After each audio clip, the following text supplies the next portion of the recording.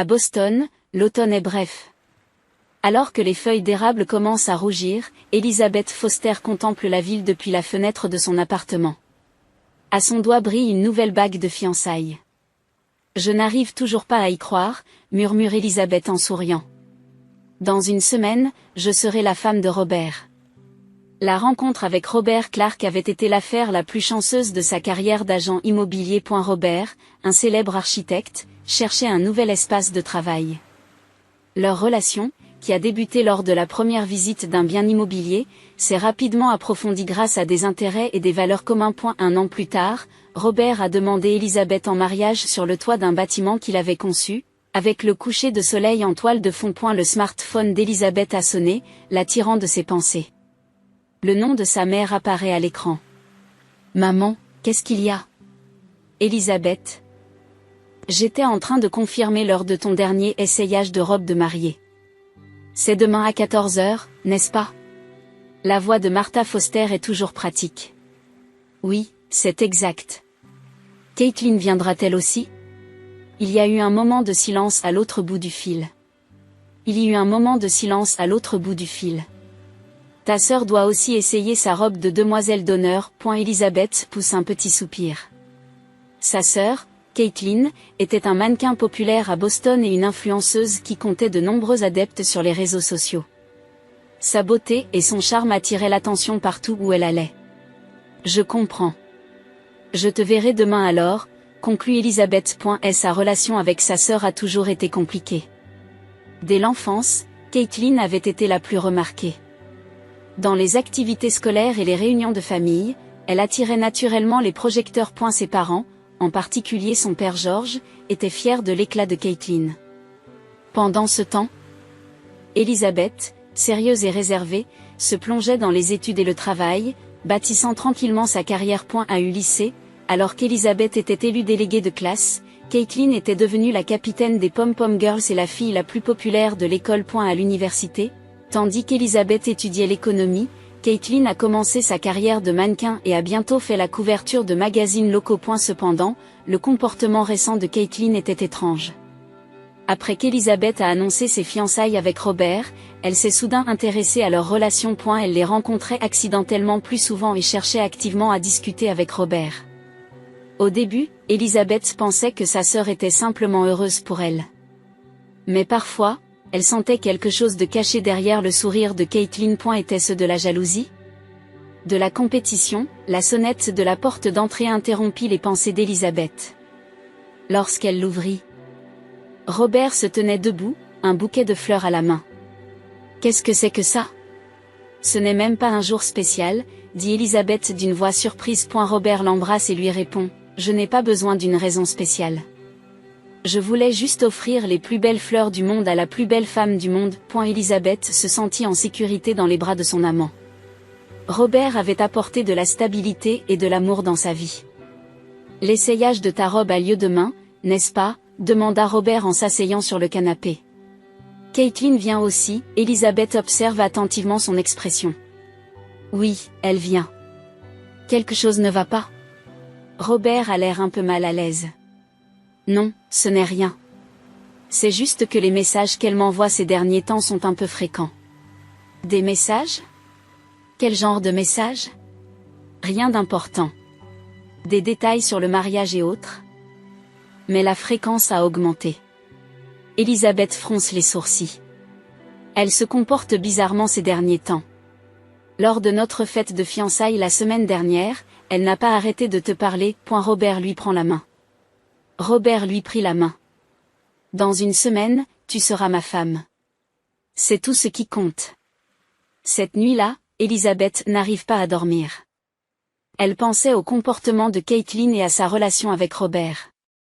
Sa sœur avait toujours voulu ce qu'Elizabeth avait en commençant par les jouets dans l'enfance, puis les amis au lycée, et même les majors à l'université. Maintenant, Robert, Elizabeth tente de se débarrasser de cette pensée. Ce doit être de la paranoïa. Aussi compétitive que soit Caitlin, elle ne s'en prendrait pas au fiancé de sa sœur. À une semaine du mariage. Elle espérait que cette anxiété ne gâcherait pas l'anticipation et la joie de sa nouvelle vie. Et la cathédrale Sainte-Marie de Boston est baignée par la douce lumière du soleil d'automne. Des roses et des lilas ornaient l'allée, et les lustres de cristal suspendus au plafond reflétaient la lumière, créant une atmosphère de conte de fées. Le mariage d'Élisabeth et de Robert se déroule aussi parfaitement que possible. Élisabeth prend le bras de son père George et descend l'allée. Sa robe blanche, à la fois classique et contemporaine, épouse élégamment les lignes de son corps. Robert attend à l'autel et ses yeux, fixés sur elle, débordent de larmes d'amour et d'émotion. Après avoir échangé leurs vœux et leurs anneaux, ils sont officiellement devenus mari et femme. Alors que les voix de la chorale résonnent dans toute la cathédrale, les jeunes mariés sortent avec des expressions pleines de bonheur. Et la salle de bal d'un hôtel de luxe de Boston, qui a servi de lieu de réception, était un espace qui fusionnait les relations immobilières d'Élisabeth et l'esthétique architecturale de Robert. Des nappes de couleur crème avec des touches d'or et des fleurs de saison ornaient chaque table. Mesdames et messieurs, nous commençons maintenant la réception de M et Madame Élisabeth et Robert Clark. Alors que la voix des autres résonne, les invités applaudissent l'entrée des jeunes mariés. Élisabeth et Robert sont entrés main dans la main, avec des sourires radieux. Commençons par un toast. Tout d'abord, le témoin est le meilleur ami du marié, David Morrison. David se lève, un verre à la main. Je connais Robert depuis l'époque où nous étions dans le département d'architecture à l'université. Je me souviens encore de la façon dont ses yeux se sont illuminés la première fois qu'il a parlé d'Élisabeth. Elle est spéciale, a-t-il déclaré. Je pense que tout le monde ici aujourd'hui peut voir que ces mots étaient vrais. Les discours se sont poursuivis, remplissant la salle de rire et d'émotion. Après le discours de Jennifer, la demoiselle d'honneur et meilleure amie d'Élisabeth, c'est au tour des messages de la famille. Le père de la mariée, George Foster, s'est ensuite levé, l'air un peu nerveux. Ma fille aînée, Élisabeth, a toujours été responsable et attentionnée depuis son enfance. Notre famille se réjouit sincèrement du bonheur qu'elle a trouvé. Robert, nous sommes honorés de t'accueillir dans notre famille. Martha a également prononcé un bref discours, bénissant le couple avec des mots chaleureux et maternels. Une atmosphère agréable s'est répandue dans la salle. Selon le programme, le plat principal devait être servi ensuite. Mais soudain, Caitlin s'est levée de sa table et a arraché le micro à l'animateur. Sa robe de demoiselle d'honneur vert émeraude détonnait subtilement avec le décor de la salle. Tout le monde, écoutez s'il vous plaît. La voix de Caitlin avait son ton confiant habituel. Mais ses yeux étaient plus grands que d'habitude et émettaient une étrange lueur. J'ai un message spécial de félicitations pour ma sœur et Robert. Élisabeth ressentit un sentiment d'inquiétude. Le discours de sa sœur ne figurait pas dans le programme. Robert lui prit la main, essayant de la rassurer, mais ses doigts tremblaient légèrement eux aussi. En fait, j'ai une nouvelle surprenante pour tout le monde, poursuit Caitlin d'une voix enthousiaste. Je suis enceinte du mari de ma sœur. La salle est restée silencieuse pendant un moment. Oui, de l'enfant de Robert. À partir d'aujourd'hui, c'est mon mariage. Alors que les mots de Caitlin explosent, la salle est remplie de murmures. Les invités se regardent les uns les autres avec des expressions d'incrédulité. Jennifer, la meilleure amie d'Élisabeth, se couvrit la bouche avec sa main, incapable de cacher son choc. Martha et George se sont levés, le visage rouge, et se sont approchés de Caitlin. George lui prit le micro. Élisabeth, dit-il d'une voix pleine de colère et de déception, nous t'avons fait confiance, et maintenant nous nous retrouvons dans une situation si embarrassante. Martha se tient également à côté de son mari et prend le micro. Martha s'est également placée à côté de son mari et a pris le micro. C'est vrai. Tu ne fais plus partie de cette famille. Disparaît. La salle de réception est plongée dans le chaos le plus complet. Certains invités se lèvent et se dirigent vers la sortie, tandis que d'autres restent assis, abasourdis. Les photographes continuent d'enregistrer ce développement inattendu et les membres du groupe échangent des regards confus. Cependant, toute l'attention se porte sur Élisabeth et Robert, qui sont restés assis à leur table. Ils se regardent l'un l'autre, puis éclatent de rire. Le rire d'Élisabeth a coupé court à la tension qui régnait dans la pièce. Robert se joignit à elle et il y eut un étrange sentiment d'unité entre eux. Caitlin resta figée. Avec une expression mêlant confusion et colère. Dans son plan, Élisabeth aurait dû fondre en larmes. Robert aurait dû être rongé par la culpabilité et le mariage aurait dû être gâché. Mais la réalité était tout autre. Qu'est-ce qui est si drôle? Qu'y a-t-il de si drôle? S'écrie Caitlin d'une voix tremblante.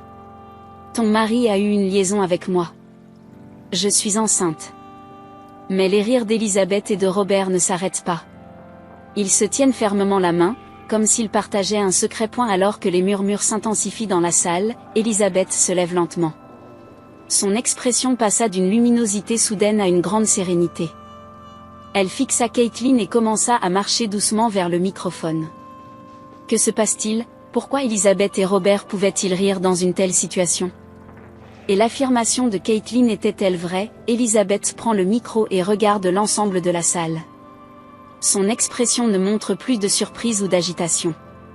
Au contraire, elle reflétait une conviction et une sérénité tranquille. Tout le monde, je suis désolée pour le dérangement. Sa voix était étonnamment calme. En particulier pour ceux qui sont venus de loin, je m'excuse sincèrement de vous avoir impliqué dans ce drame inattendu. Elle jeta un coup d'œil à Robert. Et elle se leva à son tour et vint se placer à côté d'Elisabeth. Entre eux, on pouvait sentir un lien tacite. Tout d'abord, je tiens à clarifier quelque chose, poursuivit Elisabeth. L'affirmation de ma sœur Caitlin selon laquelle elle est enceinte de l'enfant de Robert est... Elle s'arrêta un instant et prit une profonde inspiration. C'est vrai. Des murmures s'élèvent à nouveau dans la salle. Mais Elisabeth lève rapidement la main pour demander le silence. Pour être précis, le fait que Robert et ma sœur aient eu une relation est vrai. Cela s'est passé il y a 3 mois. Caitlin commença à prendre un air triomphant. Mais son expression se figea aux paroles suivantes d'Elisabeth. Cependant, son affirmation qu'elle est enceinte est un mensonge. Elisabeth poursuit calmement, en fait, nous savions déjà tout. Robert m'a avoué le lendemain de leur liaison. Robert s'est avancé et a pris le micro. Son visage exprimait un profond regret. J'ai fait la pire des erreurs. J'ai trahi Elisabeth et j'ai entamé sa confiance.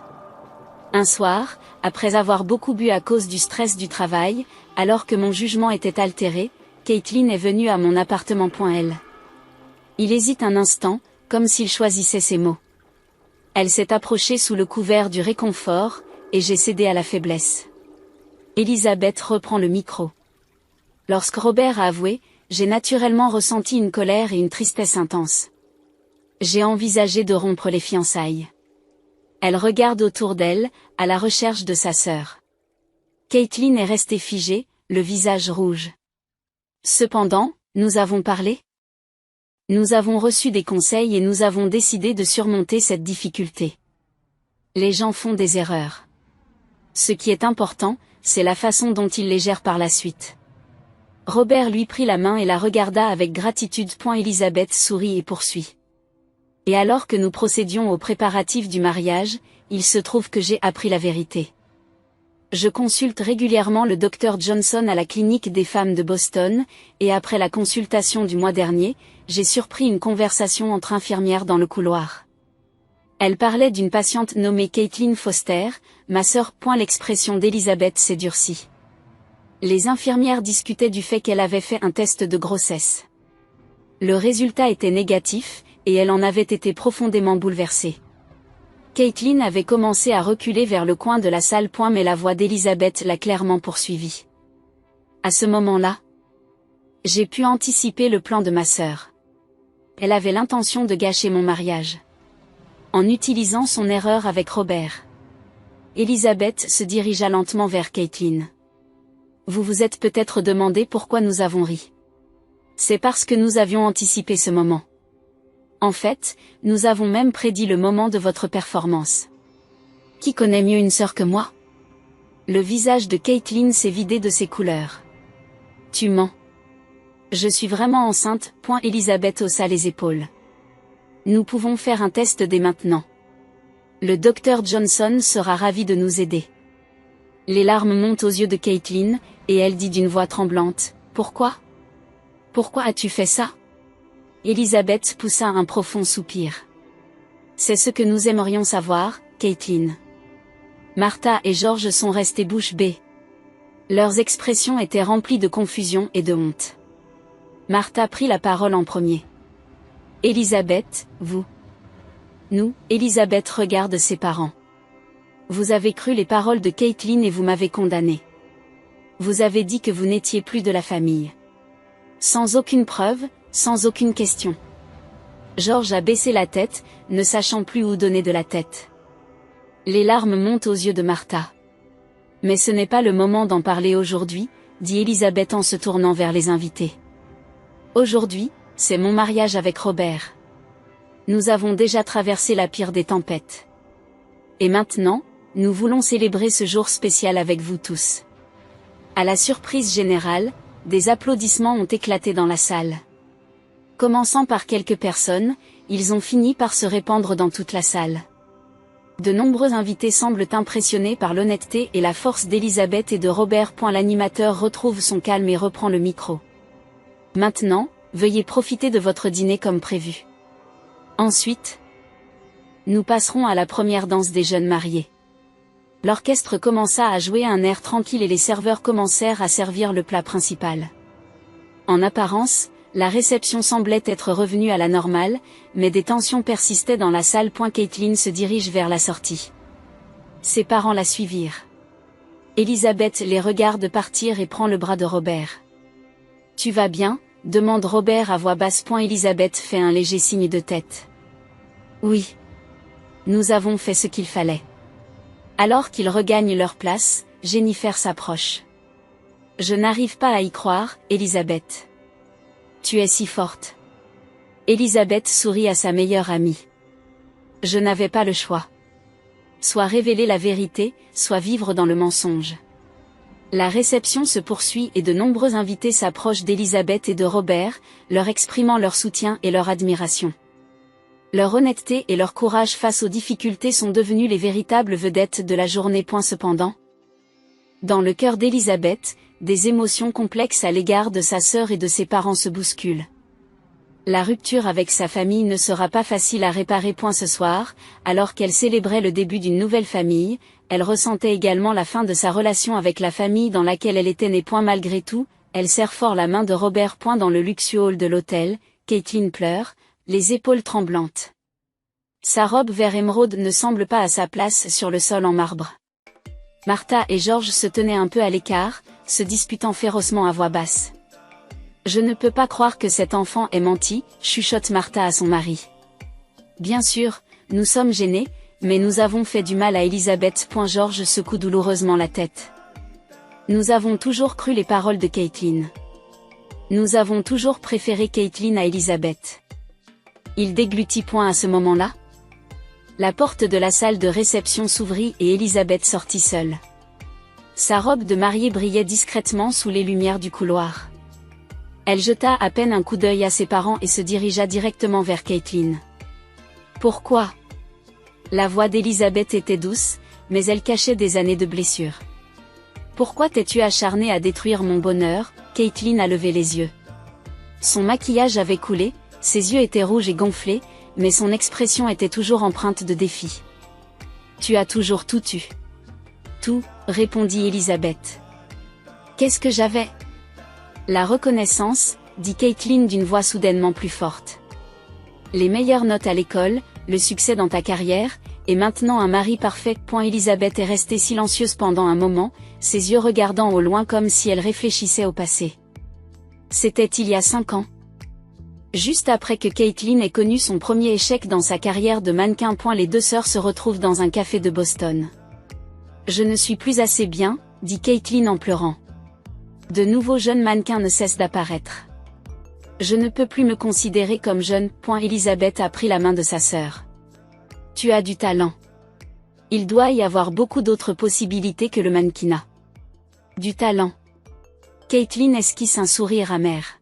« Je n'ai que mon apparence. Contrairement à toi. Tu es intelligente, tu as une carrière et tu es reconnue par papa et maman. » Elisabeth regarde sa sœur avec surprise. « Mes parents me reconnaissent ? Tu dois plaisanter. Papa dit que mon travail dans l'immobilier est un passe-temps de fille. Maman n'arrête pas de me demander quand je trouverai un homme convenable.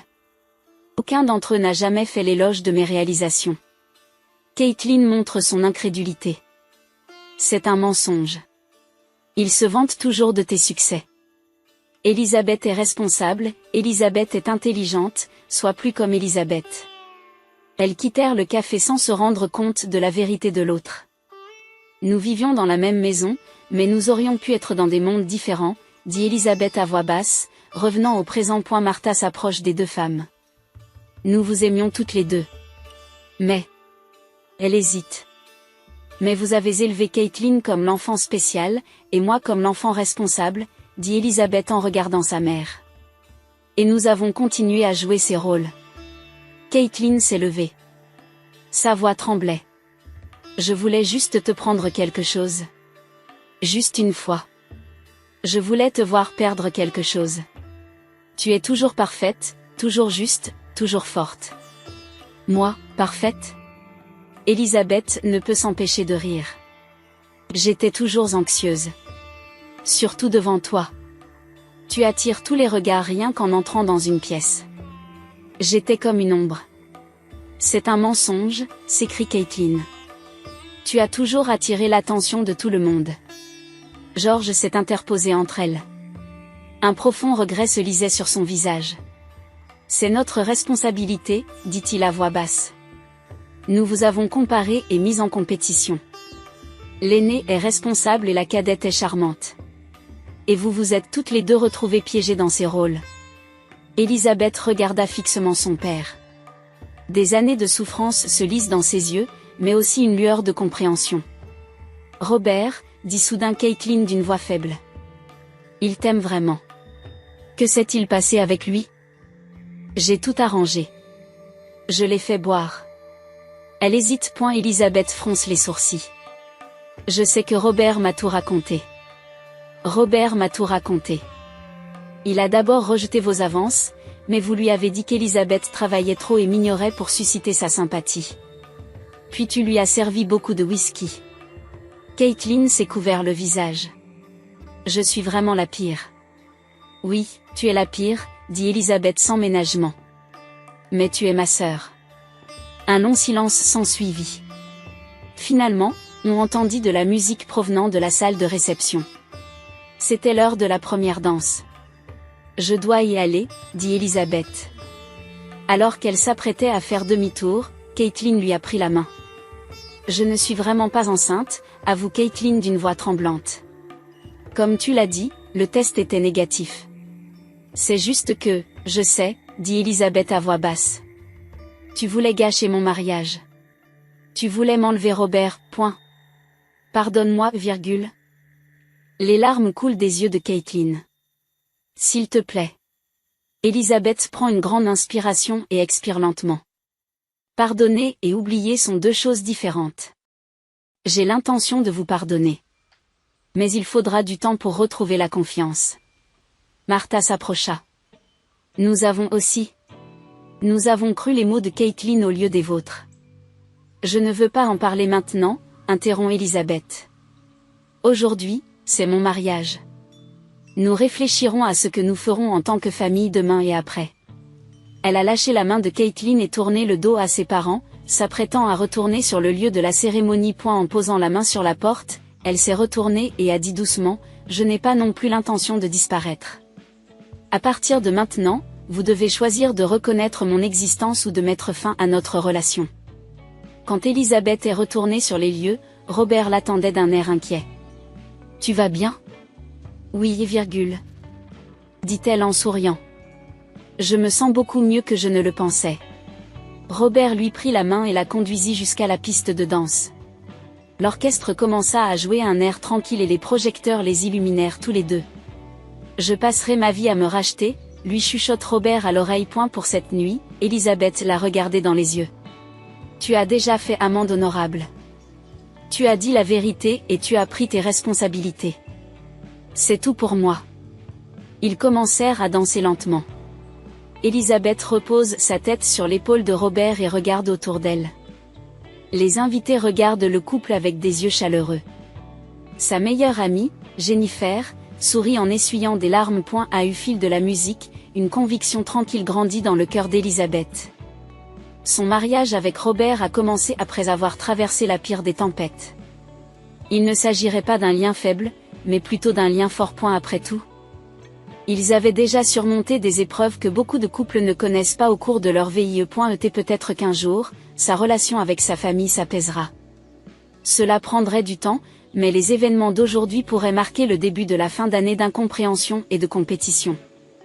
Elisabeth sourit dans les bras de Robert. Notre mariage est certainement devenu inoubliable. Robert la regarde tendrement. C'est parfait de t'avoir ici. Une année passa et la famille Clark s'agrandit. Emma avait appris à Elisabeth et Robert une nouvelle signification du mot bonheur. La porte d'entrée s'ouvrit et Robert entra, portant un grand sac en papier. Je suis allé chercher le gâteau d'anniversaire, comme on me l'avait demandé. Demain, c'est le premier anniversaire d'Emma. Ils avaient prévu une petite fête. Qui vient ? Demanda Elisabeth en embrassant Robert. Jennifer et son mari, mes parents, et... Il hésite un peu. Tes parents ont dit qu'ils venaient aussi ? N'est-ce pas ? Elisabeth fit un léger signe de tête. Au cours de l'année écoulée, elle avait peu à peu rétabli ses relations avec ses parents. Cela avait commencé par des appels téléphoniques formels, puis de courtes visites, et avec la naissance de leur petite fille, la relation avait lentement retrouvé de la chaleur. Et Caitlin aussi, ajouta Elisabeth à voix basse. Robert affiche une expression surprise. Vraiment ? Elisabeth serre Emma dans ses bras et regarde par la fenêtre. Elle m'a dit la semaine dernière que cela faisait 6 mois qu'elle avait commencé une thérapie. Ce n'est pas facile de se regarder en face, mais elle essaie. Plusieurs mois après l'incident du mariage, Caitlin a temporairement suspendu sa carrière de mannequin et a commencé à suivre une thérapie psychologique. Derrière sa compétitivité et son besoin d'approbation se cachaient des angoisses et des questions sur l'estime de soi remontant à l'enfance. Ce sera la première fois qu'elle rencontrera Emma. N'est-ce pas ? Demanda Robert en rangeant le gâteau dans le réfrigérateur. Oui, répondit Elisabeth, un peu nerveuse.